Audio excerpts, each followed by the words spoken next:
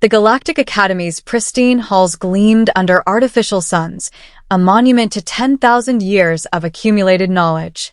Here, the brightest minds from across the spiral arm gathered to learn the arts of war, diplomacy, and exploration.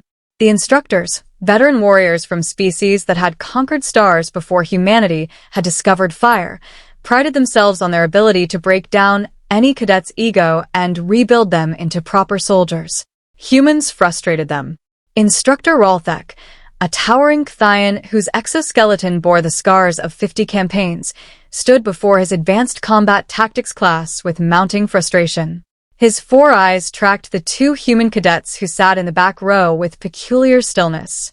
Susan Martinez and Lucas Chun maintained perfect posture, their expressions neutral, their hands folded on their desks.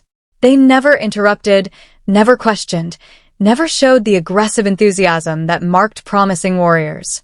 Pathetic, Ralthek clicked in the Kthian language to his assistant instructor.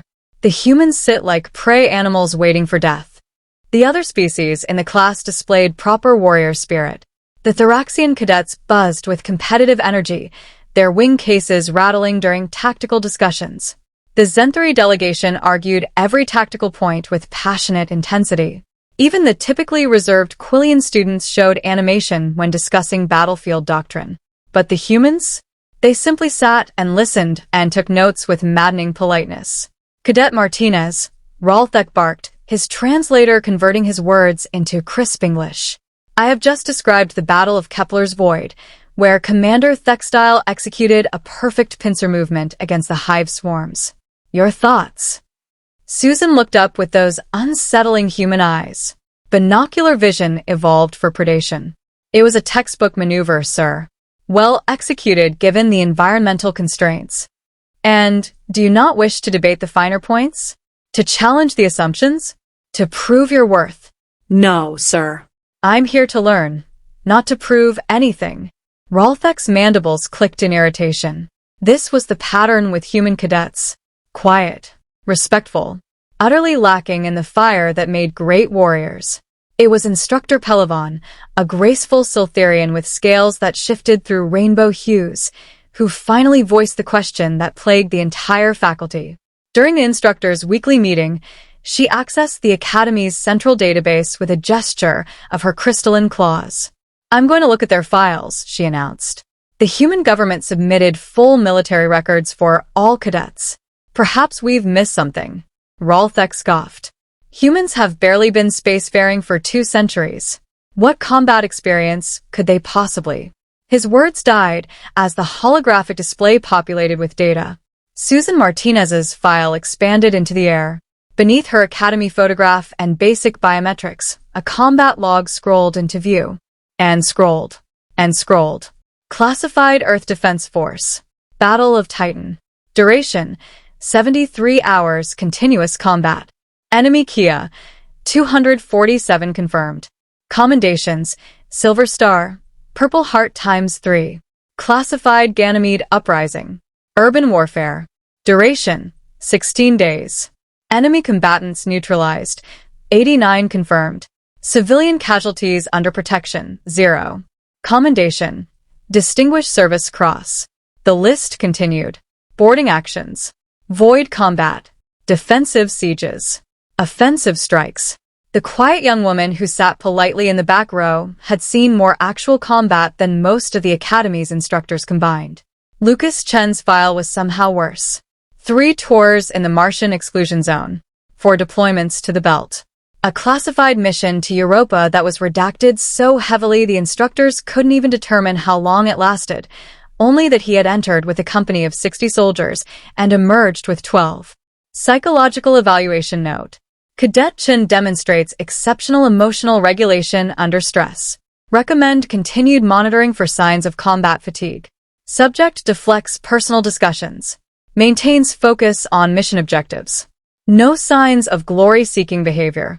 By the ancestors, Pelavan whispered, her scales fading to a shocked pale blue. They're not lacking warrior spirit. They've already burned through it. The realization hit the assembled instructors like a kinetic strike. Humans came from a death world where they were simultaneously apex predator and prey. They had spent their entire history fighting each other in increasingly horrific ways. By the time they reached the stars, they had already perfected the art of industrial-scale warfare. These children, because at 23 and 24, they were children by galactic standards, had already survived conflicts that would break veteran warriors of elder species. Ralthek found himself reviewing tactical lectures with new eyes. When he described the theoretical challenge of clearing a hostile station room by room, Susan's expression never changed because she had already done exactly that on Callisto Station during the Separatist War. When he discussed the psychological strain of prolonged combat operations, Lucas remained still because he already knew what it meant to fight for weeks without real sleep, to make life-or-death decisions in microseconds, to watch friends die, and keep moving forward. They didn't argue with their instructors because they had nothing to prove. They didn't boast about their capabilities because they had already paid the price for them in blood and trauma. They sat quietly in class because they understood something the other species didn't. Every warrior technique, every tactical principle, every strategic doctrine being taught was knowledge that might keep them alive, or might save the soldiers they would one day lead. The humans weren't empty of warrior spirit. They were full of it. So full that it had transmuted into something else entirely. Not the hot, bright flame of youthful aggression, but the cold, steady burn of professional competence forged in the crucible of actual war. That evening, Ralthek approached Susan and Lucas as they studied in the Academy's library. "I reviewed your records," he said without preamble. Susan looked up calmly. Lucas's hand moved fractionally toward where a sidearm would be. An unconscious reaction that spoke volumes. "And?" Susan asked. "I apologize," Ralthek said, the words strange in his mouth. "I mistook your silence for weakness." Lucas shook his head slowly. "We're just trying to learn, sir. We've seen what happens when you go into a fight unprepared. A lot of our friends didn't come home because they thought they already knew everything." He paused. "We'd rather be the quiet students who survive than the loud ones who get their squad killed." Ralthek understood. Humanity hadn't sent the Academy its boldest warriors or its most aggressive fighters. They had sent survivors. Soldiers who had learned the hardest lessons and lived to carry those lessons forward.